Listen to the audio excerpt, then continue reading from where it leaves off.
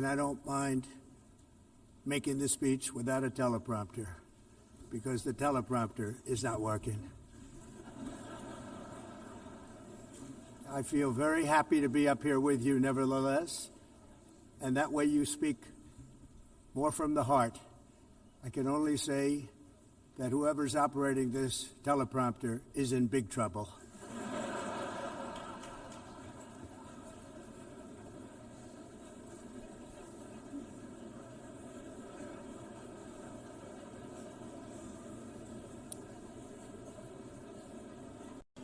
Hello, Madam First Lady.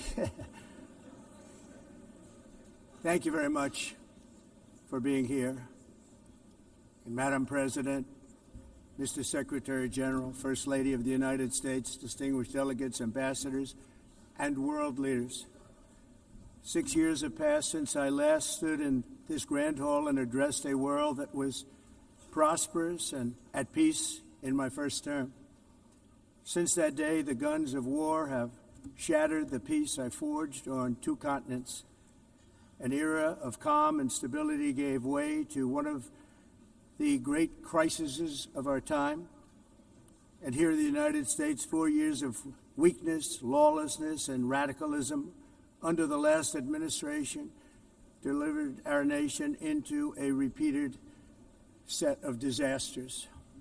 1 year ago, our country was in deep trouble, but today, just 8 months into my administration, we are the hottest country anywhere in the world, and there is no other country even close. America is blessed with the strongest economy, the strongest borders, the strongest military, the strongest friendships, and the strongest spirit of any nation on the face of the earth. This is indeed the golden age of America. We are rapidly reversing the economic calamity we inherited from the previous administration, including ruinous price increases and record-setting inflation like we've never had before. Under my leadership, energy costs are down, gasoline prices are down, grocery prices are down, mortgage rates are down, and inflation has been defeated. The only thing that's up is the stock market, which just hit a record high. In fact, it hit a record high 48 times in the last short period of time. Growth is surging, manufacturing is booming. The stock market, as I said, is doing better than it's ever done, and all of you in this room benefit by that. Almost everybody. And importantly, workers' wages are rising at the fastest pace in more than 60 years. And that's what it's all about, isn't it?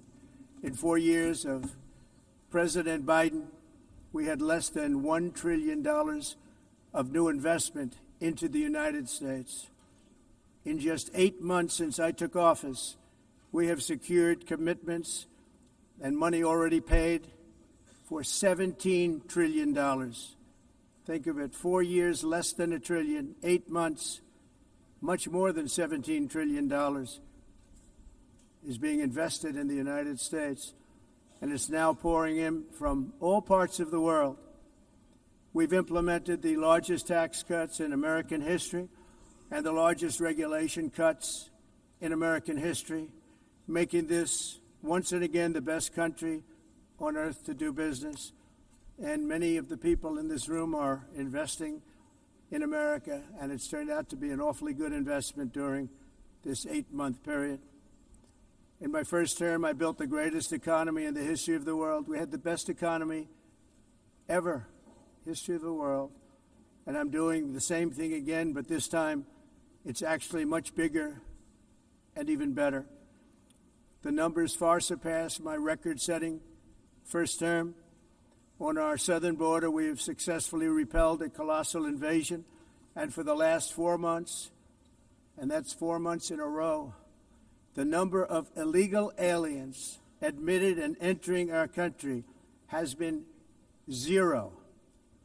Hard to believe, because if you look back just a year ago, it was millions and millions of people pouring in from all over the world, from prisons, from mental institutions, drug dealers. All over the world they came. They just poured into our country with the ridiculous open border policy of the Biden administration. Our message is very simple. If you come illegally into the United States, you're going to jail, or you're going back to where you came from, or perhaps even further than that. You know what that means. I want to thank the country of El Salvador for the successful and professional job they've done in receiving and jailing so many criminals that entered our country. And it was under the previous administration that the number became record-setting, and they're all being taken out. They have no choice. And other countries have no choice because other countries are in the exact same situation with immigration. It's destroying your country, and you have to do something about it. On the world stage, America is respected again like it has never been respected before.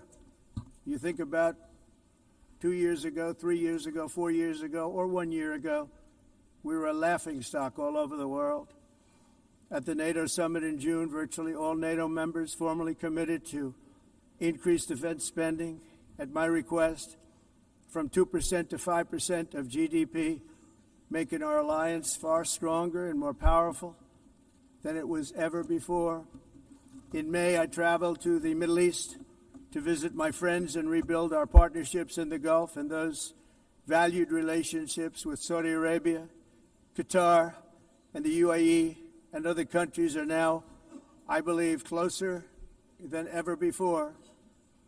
My administration has negotiated one historic trade deal after another, including with the United Kingdom, the European Union, Japan, South Korea, Vietnam, Indonesia, the Philippines, Malaysia, and many, many others. Likewise, in a period of just 7 months, I have ended 7 unendable wars. They said they were unendable. You're never going to get them solved. Some were going for 31 years, 2 of them, 31, think of it, 31 years. One was 36 years. One was 28 years. I ended 7 wars. And in all cases, they were raging with countless thousands of people being killed. This includes Cambodia and Thailand, Kosovo and Serbia, the Congo and Rwanda, a vicious, violent war that was, Pakistan and India, Israel and Iran, Egypt and Ethiopia, and Armenia and Azerbaijan. It included all of them. No president or prime minister, and for that matter, no other country has ever done anything close to that. And I did it in just 7 months. It's never happened before. There's never been anything like that. I'm very honored to have done it. It's too bad that I had to do these things instead of the United Nations doing them. And sadly, in all cases, the United Nations did not even try to help in any of them. I ended 7 wars, dealt with the leaders of each and every one of these countries, and never even received a phone call from the United Nations offering to help in finalizing the deal. All I got from the United Nations was an escalator that on the way up stopped right in the middle. If the First Lady wasn't in great shape, she would have fallen. But she's in great shape. We're both in good shape. We both stood. And then a teleprompter that didn't work. These are the 2 things I got from the United Nations, a bad escalator and a bad teleprompter. Thank you very much. And by the way, it's working now. It just went on. Thank you. I think I should just do it the other way. It's easier. Thank you very much. I didn't think of it at the time because I was too busy working to save millions of lives. That is the saving and stopping of these wars. But later I realized that the United Nations wasn't there for us. They weren't there. I thought of it really after the fact, not during these negotiations, which were not easy. That being the case, what is the purpose of the United Nations? The UN has such tremendous potential. I've always said it. It has such tremendous, tremendous potential, but it's not even coming close to living up to that potential. For the most part, at least for now, all they seem to do is write a really strongly worded letter and then never follow that letter up. It's empty words, and empty words don't solve war. The only thing that solves war and wars is action. Now, after ending all of these wars and also earlier negotiating the Abraham Accords, which is a very big thing for which our country received no credit, never receives credit. Everyone says that I should get the Nobel Peace Prize for each one of these achievements. But for me, the real prize will be the sons and daughters who live to grow up with their mothers and fathers, because millions of people are no longer being killed in endless and unglorious wars. What I care about is not winning prizes, it's saving lives. We saved millions and millions of lives with the 7 wars. And we have others that we're working on, and you know that. Many years ago, a very successful real estate developer in New York, known as Donald J. Trump, I bid on the renovation and rebuilding of this very United Nations complex. I remember it so well. I said at the time that I would do it for $500 million, rebuilding everything. It would be beautiful. I used to talk about, I'm going to give you marble floors. They're going to give you terrazzo. I'm going to give you the best of everything. You're going to have mahogany walls. They're going to give you plastic. But they decided to go in another direction, which was much more expensive at the time, and which actually produced a far inferior product. And I realized that they did not know what they were doing when it came to construction, and that their building concepts were so wrong, and the product that they were proposing to build was so bad and so costly. It was going to cost them a fortune. And I said, and wait till you see the overruns. Well, I turned out to be right. They had massive cost overruns and spent between $2 and $4 billion on the building and did not even get the marble floors that I promised them. You walk on terrazzo. Do you notice that? As far as I'm concerned, frankly, looking at the building and getting stuck on the escalator, they still haven't finished the job. They still haven't finished. That was years ago. The project was so corrupt that Congress actually asked me to testify before them on the tremendous waste of money, because it turned out that they had no idea what it was, but they knew it was anywhere between $2 and $4 billion as opposed to $500 million with a guarantee. But they had no idea, and I said it cost much more than $5 billion. Unfortunately, many things in the United Nations are happening just like that, but on an even much bigger scale, much, much bigger. Very sad to see. Whether the UN can manage to play a productive role, I've come here today to offer the hand of American leadership and friendship to any nation in this assembly that is willing to join us in forging a safer, more prosperous world. And it's a world that we'll be much happier with. A dramatically better future is within our reach. But to get there, we must reject the failed approaches of the past and work together to confront some of the greatest threats in history. There is no more serious danger to our planet today than the most powerful and destructive weapons ever devised by man, of which the United States, as you know, has many. Just as I did in my first term, I've made containing these threats a top priority, starting with the nation of Iran. My position is very simple. The world's #1 sponsor of terror can never be allowed to possess the most dangerous weapon. That's why, shortly after taking office, I sent the so-called Supreme Leader a letter making a generous offer. I extended a pledge of full cooperation in exchange for a suspension of Iran's nuclear program. The regime's answer was to continue their constant threats to their neighbors and U.S. interests throughout the region, and some great countries that are right nearby. Today, many of Iran's former military commanders In fact, I can say almost all of them are no longer with us. They're dead. And 3 months ago, in Operation Midnight Hammer, 7 American B-2 bombers dropped the 14 30,000-pound each bombs on Iran's key nuclear facilities, totally obliterating everything. No other country on earth could have done what we did. No other country has the equipment to do what we did. We have the greatest weapons on earth. We hate to use them. But we did something that for 22 years people wanted to do. With Iran's nuclear enrichment capacity demolished, I immediately brokered an end to the 12-day war, as it's called, between Israel and Iran, with both sides agreeing to fight no longer.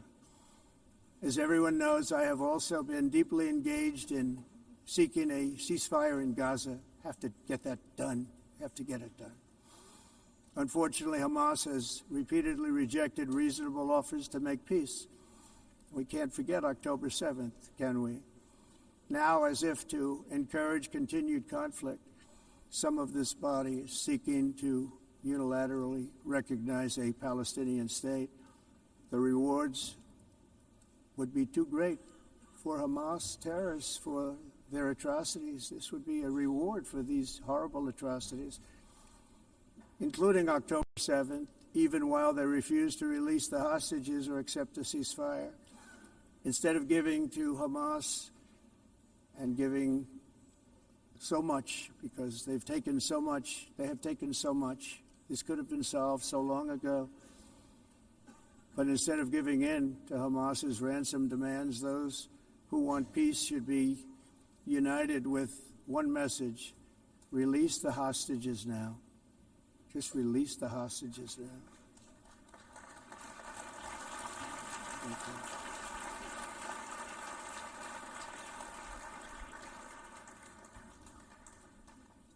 Thank you. As we have got to come together, and we will come together, got to get it done. We have to stop the war in Gaza immediately. We have to stop it. We have to get it done. We have to negotiate, immediately have to negotiate peace. We got to get the hostages back.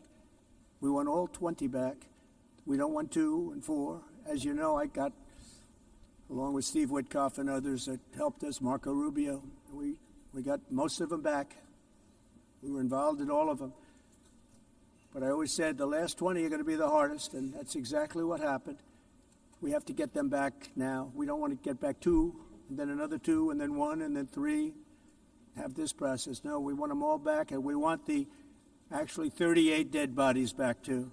Those parents came to me, and they want them back, and they want them back very quickly and very badly, as though they were alive. They want them. They want them every bit as much as if their son or daughter were alive. I've also been working relentlessly, stopping the killing in Ukraine.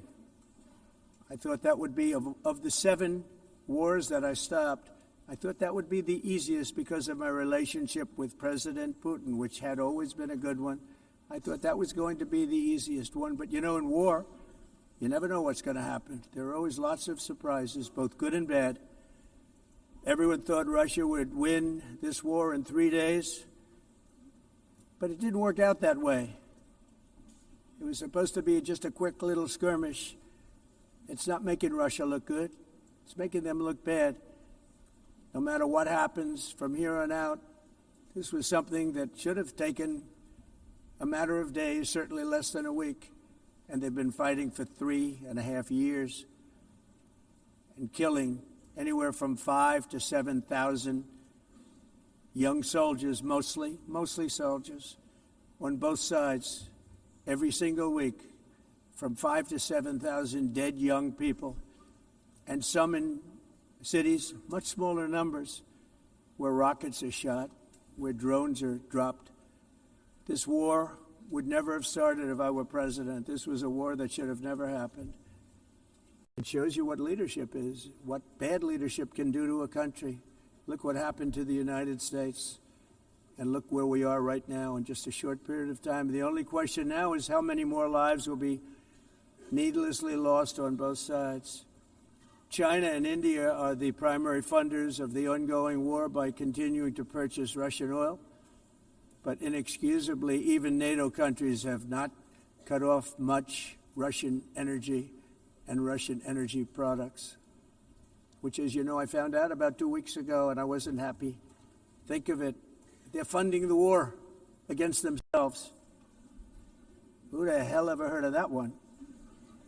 In the event that Russia is not ready to make a deal to end the war, then the United States is fully prepared to impose a very strong round of powerful tariffs, which would stop the bloodshed, I believe, very quickly. But for those tariffs to be effective, European nations, all of you are gathered here right now, would have to join us in adopting the exact same measures. I mean, you're much closer to the city. We have an ocean in between. You're right there. And Europe has to step it up. They can't be doing what they're doing. They're buying oil and gas from Russia while they're fighting Russia. It's embarrassing to them, and it was very embarrassing to them when I found out about it, I can tell you that. They have to immediately cease all energy purchases from Russia. Otherwise, we're all wasting a lot of time.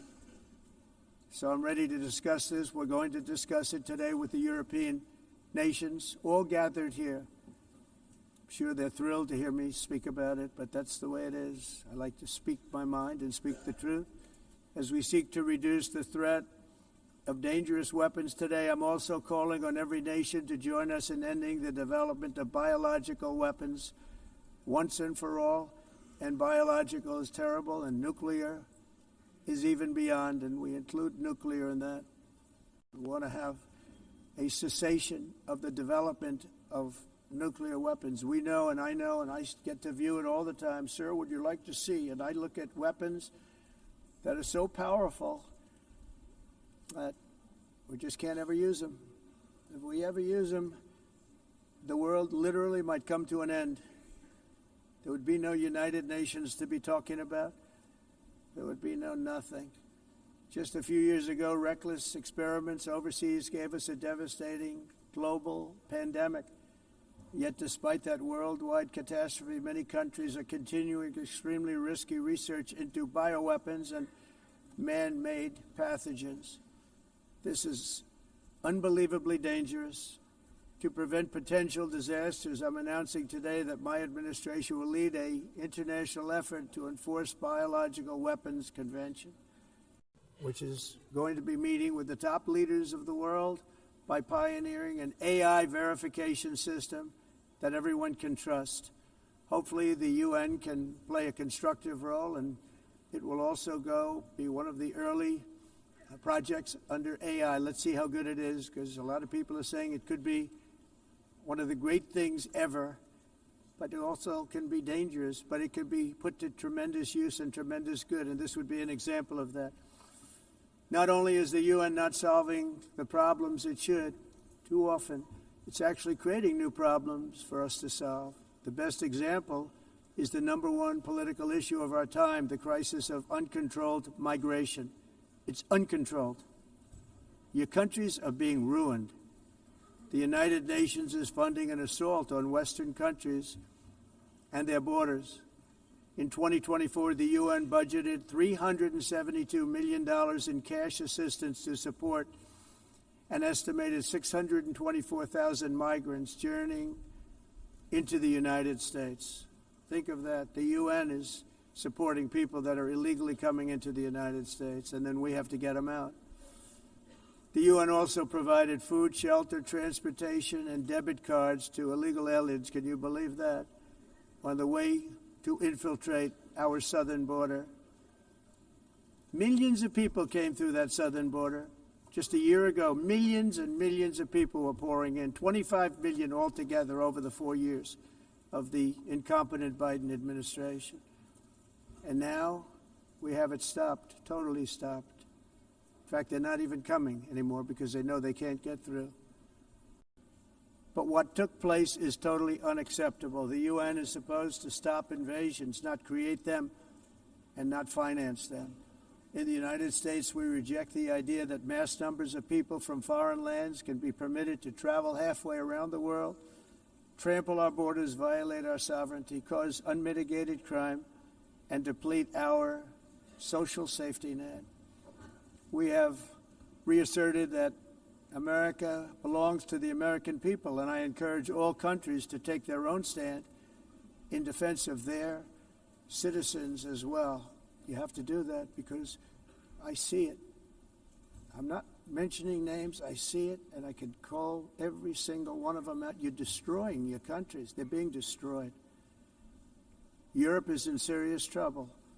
They've been invaded by a force of illegal aliens like nobody's ever seen before. Illegal aliens are pouring into Europe. Nobody is ever, and nobody's doing anything to change it, to get them out. It's not sustainable.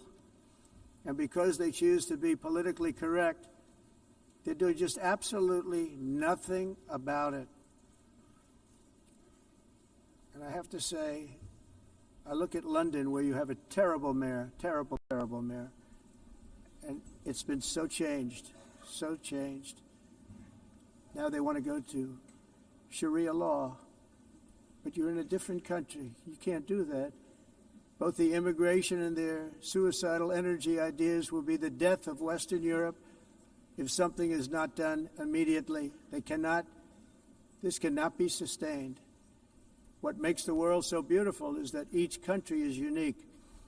But to stay this way, every sovereign nation must have the right to control their own borders. You have the right to control your borders, as we do now, and to limit the sheer numbers of migrants entering their countries and paid for by the people of that nation that were there and that built that particular nation at the time. They put their blood, sweat, tears, money into that country, and now they're being ruined. Proud nations must be allowed to protect their communities and prevent their societies from being overwhelmed by people they have never seen before, with different customs, religions, with different everything. Where migrants have violated laws, lodged false asylum claims, or claimed refugee status for illegitimate reasons, they should, in many cases, be immediately sent home. And while we will always have a big heart for places and people that are struggling and truly compassionate, answers will be given. We have to solve the problem, and we have to solve it in their countries, not create new problems in our countries. And we are very helpful to a lot of countries that are just not able to send their people anymore. They used to send them to us in caravans of 25,000, 30,000 people each. These massive caravans of people pouring into our country, totally unchecked and unvetted. But not anymore. According to the Council of Europe in 2024, almost 50% of inmates in German prisons were foreign nationals or migrants. In Austria, the number was 53% of the people in prisons were from places that weren't from where they are now. In Greece, the number was 54%, and in Switzerland, beautiful Switzerland, 72% of the people in prisons are from outside of Switzerland.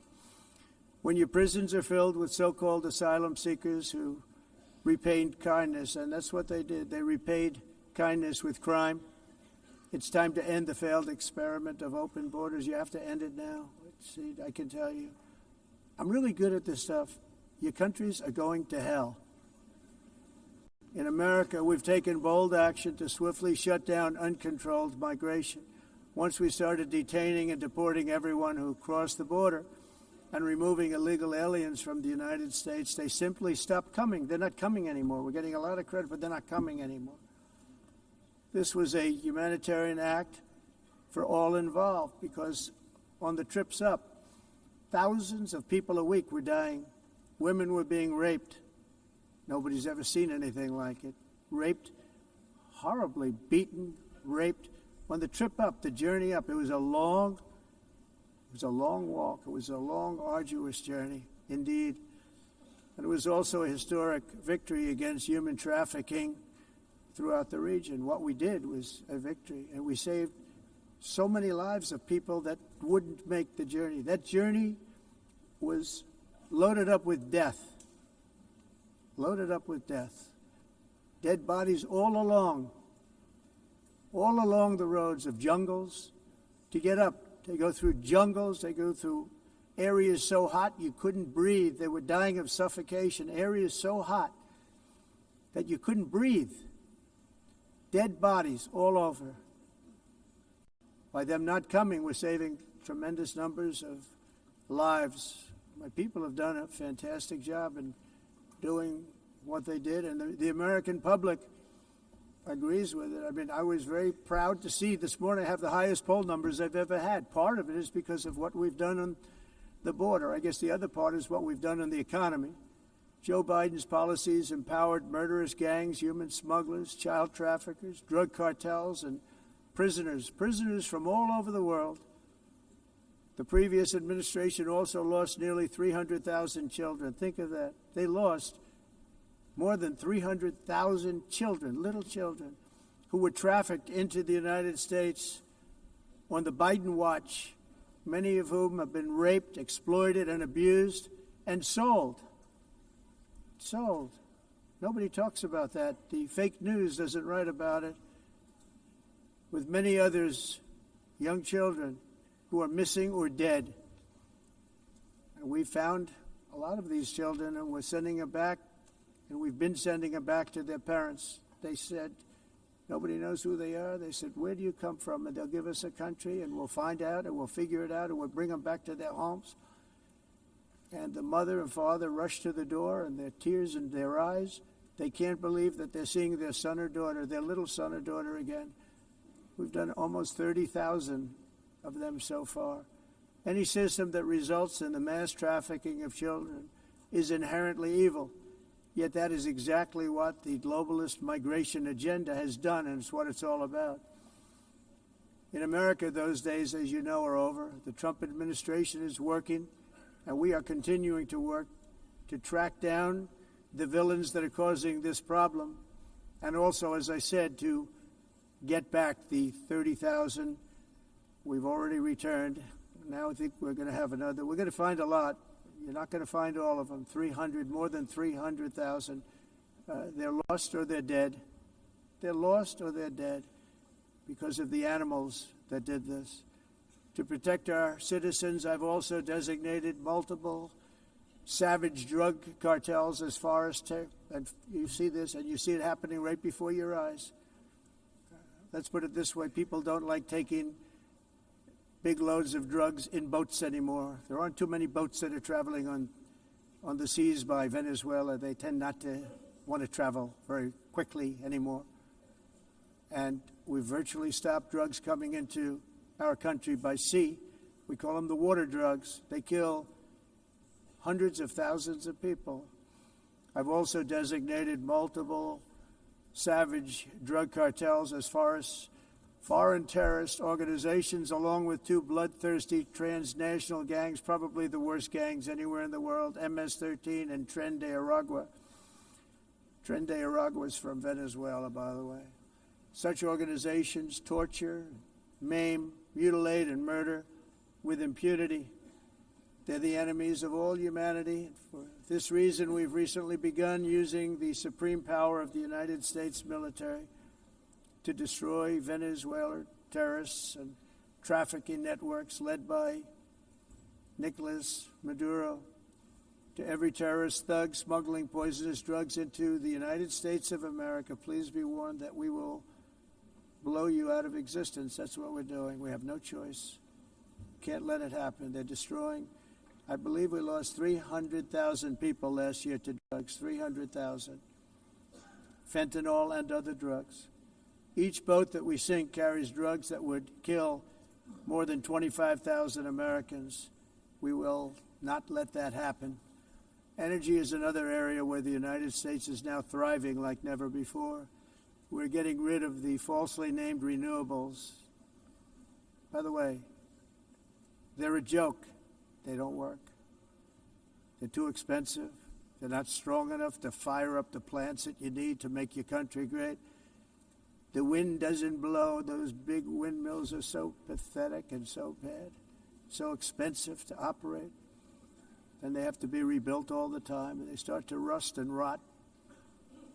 Most expensive energy ever conceived, and It's actually energy. You're supposed to make money with energy, not lose money. You lose money, the governments have to subsidize. You can't put them out without massive subsidies.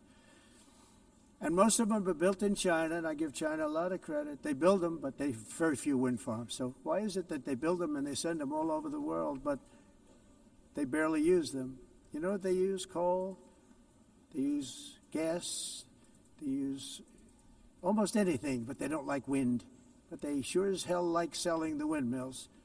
Europe, on the other hand, is a long way to go, with many countries being on the brink of destruction because of the green energy agenda. And I give a lot of credit to Germany.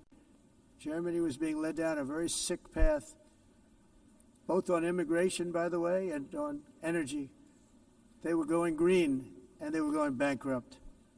And the new leadership came in, and they went back to where they were, with fossil fuel and with nuclear, which is good. It's now safe. You can do it properly. But they went back to where they were, and they opened up a lot of different plants, energy-producing plants, and they're doing well. I give Germany a lot of credit for that. They've said this is a disaster, what's happening. They were going all green. All green is all bankrupt. That's what it represents. And it's not politically correct. I'll be very badly criticized for saying it, but I'm here to tell the truth. I don't care. It doesn't matter to me. I'm in New York City. I'm feeling a lot safer. Crime, we're getting crime down. And by the way, speaking of crime, Washington, D.C. was the crime capital of America. Now it's after 12 days, it's a totally safe city. Everyone's going out to dinner. They're going out to restaurants. Your wife can walk down the middle of the street with or without you. Nothing's going to happen. My people have done a fantastic job. And yes, I called in the National Guard, and the National Guard took care of business. And they weren't politically correct, but they took care of business. We got 1,700 career criminals out, brought them back to where they came from, the countries where they came from, or put them in jails. Washington, D.C. is now a totally safe city again, and I welcome you to come. In fact, we'll have dinner together at a local restaurant, and we'll be able to walk. We don't have to go by an armor-plated vehicle. We'll walk right over there from the White House. They've given up their powerful edge, a lot of the countries that we're talking about, in oil and gas, such as essentially closing the great North Sea oil. Oh, the North Sea, I know it so well. Aberdeen was the oil capital of Europe, and there's tremendous oil that hasn't been found in the North Sea, tremendous oil. And I was with the Prime Minister I respect and like a lot, and I said, you're sitting with the greatest asset. They essentially closed it by making it so highly taxed that no developer, no oil company can go there. They have tremendous oil left, and more importantly, they have tremendous oil that hasn't even been found yet. And what a tremendous asset for the United Kingdom. And I hope the Prime Minister is listening, because I told it to him 3 days in a row. That's all he heard. North Sea oil, North Sea, because I want to see them do well. I want to stop seeing them ruining that beautiful Scottish and English countryside with windmills and massive solar panels that go 7 miles by 7 miles, taking away farmland. But we're not letting this happen in America. In 1982, the executive director of the United Nations Environmental Program predicted that by the year 2000, climate change would cause a global catastrophe. He said that it will be irreversible, as any nuclear holocaust would be. This is what they said at the United Nations. What happened? Here we are. Another UN official stated in 1989 that within a decade, entire nations could be wiped off the map by global warming. Not happening. You know, it used to be global cooling. If you look back years ago in the 1920s and the 1930s, they said, global cooling will kill the world. We have to do something. Then they said global warming will kill the world, but then it started getting cooler, so now they could just call it climate change, because that way they can't miss. It's climate change, because if it goes higher or lower, whatever the hell happens, there's climate change. It's the greatest con job ever perpetrated on the world, in my opinion. Climate change, no matter what happens, you're involved in that. No more global warming, no more global cooling. All of these predictions made by the United Nations and many others, often for bad reasons, were wrong. They were made by stupid people that have cost their countries fortunes and given those same countries no chance for success. If you don't get away from this green scam, your country is going to fail. And I'm really good at predicting things, you know. They actually said during the campaign they had a hat, the best-selling hat. Trump was right about everything. And I don't say that in a braggadocious way, but it's true. I've been right about everything. And I'm telling you that if you don't get away from the green energy scam, your country is going to fail. And if you don't stop people that you've never seen before, that you have nothing in common with, your country is going to fail. I'm the President of the United States, but I worry about Europe. I love Europe. I love the people of Europe. And I hate to see it being devastated by energy and immigration. This double-tailed monster destroys everything in its wake, and they cannot let that happen any longer. You're doing it because you want to be nice. You want to be politically correct, and you're destroying your heritage. They must take control strongly and immediately of the unmitigated immigration disaster and the fake energy catastrophe before it's too late.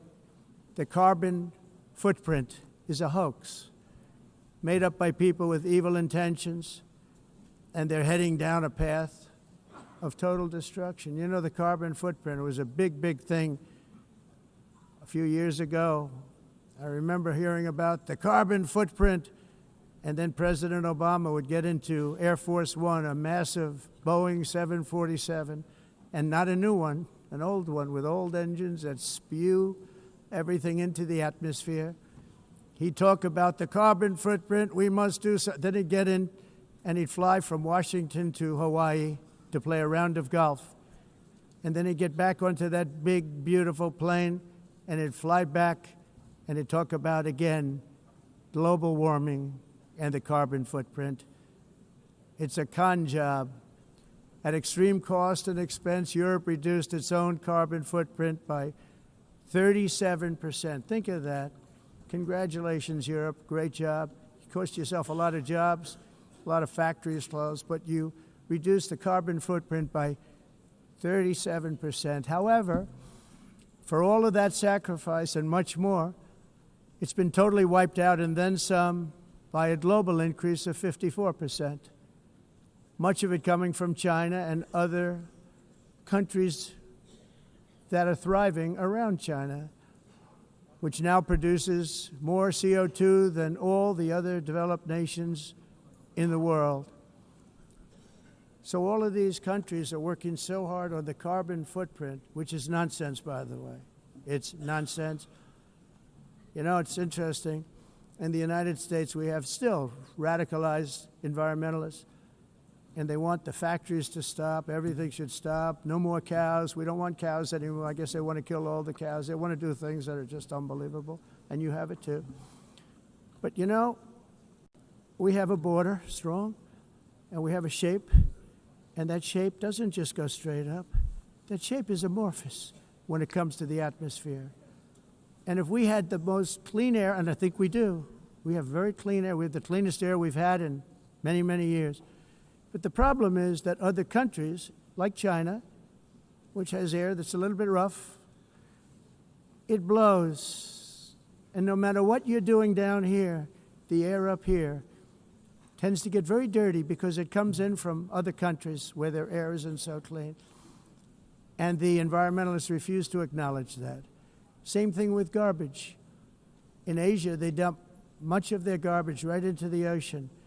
And over about a 1 week and 2 week journey, it flows right past Los Angeles. You've seen it.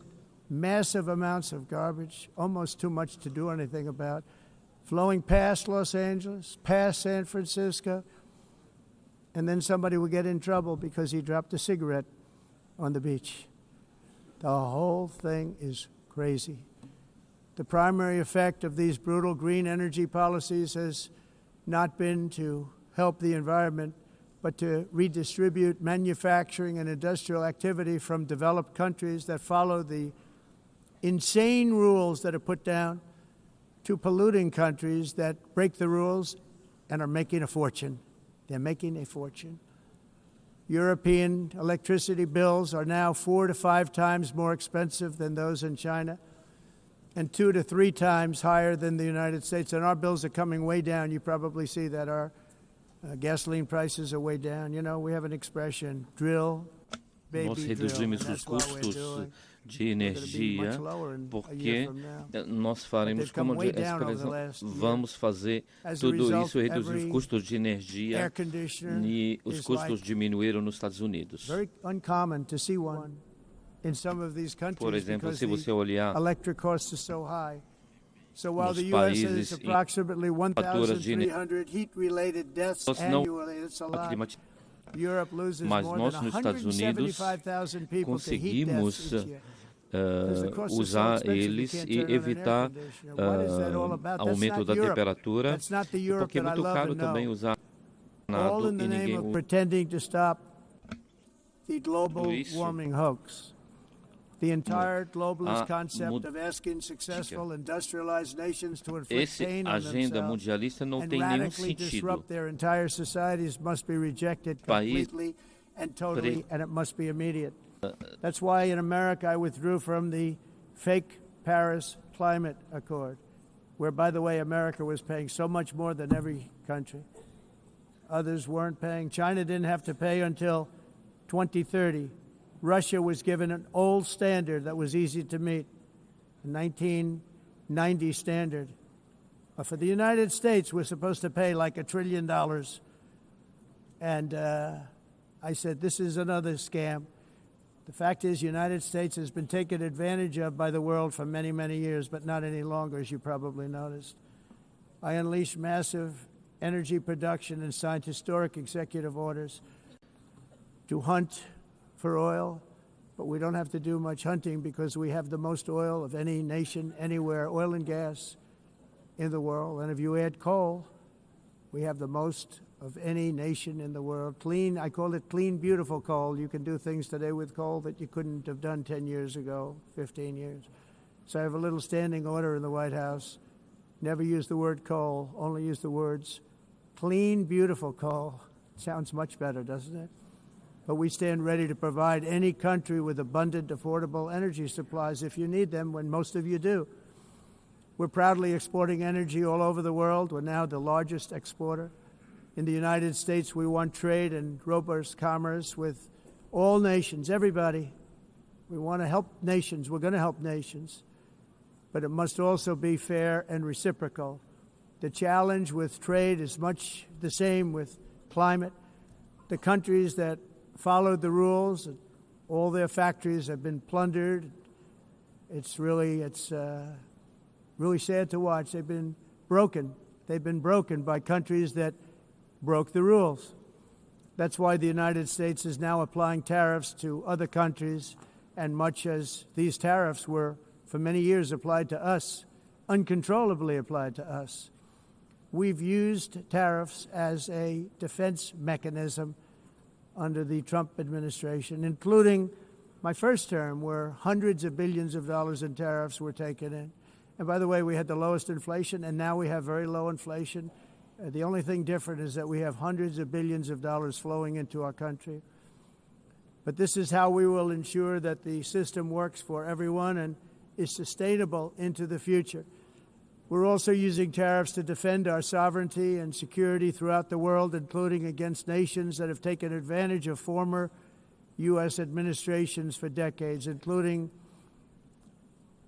the most corrupt, incompetent administration in history, the sleepy Joe Biden administration.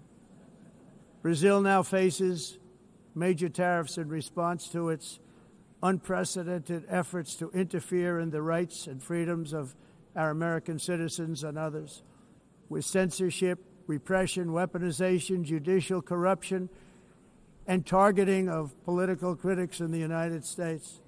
I have a little problem saying this because I must tell you, I was walking in and the leader of Brazil was walking out. We saw him, and I saw him, he saw me, and we embraced. And then I'm saying, can you believe I'm going to be saying this in just 2 minutes? But we actually agreed that we would meet next week. We didn't have much time to talk, like about 20 seconds. They were in retrospect, I'm glad I waited because this thing didn't work out too well. But we did talk. We had a good talk, and we agreed to meet next week, if that's of interest. But he seemed like a very nice man, actually. He liked me, I liked him. But if you, and I only do business with people I like. When I don't like them, I don't like them. But we had, at least for about 39 seconds, we had excellent chemistry. It's a good sign. But also in the past, Brazil, can you believe this, unfairly tariffed our nation, but now because of our tariffs, we are hitting them back, and we're hitting them back very hard. As president, I will always defend our national sovereignty and the rights of American citizens. So I'm very sorry to say this, that Brazil is doing poorly and will continue to do poorly. They can only do well when they're working with us. Without us, they will fail, just as others have failed. It's true. Next year, the United States will celebrate the 250th anniversary of our glorious independence, a testament to enduring power and American freedom and spirit. We will also be proudly hosting the 2026 FIFA World Cup, and shortly thereafter, the 2028 Olympics, which is going to be very exciting. I hope you all come. I hope that countless people from all over the globe will take part of these will be great celebrations of liberty and human achievement, and that together we all can rejoice in the miracles of history that began in July 4th, 1776, when we founded the light to all nations. And it's something really that an amazing thing came out of that date. It's called the United States of America. In honor of this momentous anniversary, I hope that all countries who find inspiration in our example will join us in renewing our commitment, values, and those values, really, that we hold so dear. Together, let us defend free speech and free expression. Let us protect religious liberty, including for the most persecuted religion on the planet today. It's called Christianity. And let us safeguard our sovereignty and cherish qualities that have made each of our nations so special, incredible, and extraordinary. In closing, I just want to repeat that immigration and the high cost of so-called green renewable energy is destroying a large part of the free world and a large part of our planet. Countries that cherish freedom are fading fast because of their policies on these two subjects. You need strong borders and traditional energy sources if you are going to be great again. Whether you have come from north or south, east or west, near or far, every leader in this beautiful hall today represents a rich culture, a noble history, and a proud heritage that makes each nation majestic and unique, unlike anything else in human history or any other place on the face of the earth. From London to Lima, from Rome to Athens, from Paris to Seoul, from Cairo to Tokyo and Amsterdam to right here in New York City, we stand on the shoulders of the leaders and legends, generals and giants, heroes and titans who won and built our beloved nations, all of our nations, with their own courage, strength, spirit, and skill. Our ancestors climbed mountains, conquered oceans, crossed deserts, and trekked over wide open plains. They charged into thunderous battles, plunged into grave dangers, and they were soldiers and farmers and workers and warriors and explorers and patriots. They built towns into cities, tribes into kingdoms, ideas into industries, and small islands into mighty empires. You're a part of all of that. They were champions for their people who never gave up and who never, ever gave in. Their values defined our national identities. Their visions forged our magnificent destiny. Everybody in this room is a part of it in your own way. Each of us inherits the deeds and the myths the triumphs, the legacies of our own heroes and founders who so bravely showed us the way. Our ancestors gave everything for homelands that they defended with pride, with sweat, with blood, with life, and with death. Now the righteous task of protecting the nations that they built belongs to each and every one of us. So together let us uphold our sacred duty to our people and to our citizens. Let us protect their borders, ensure their safety, preserve their cultures, treasure, and traditions, and fight, fight, fight for their precious dreams and their cherished freedoms.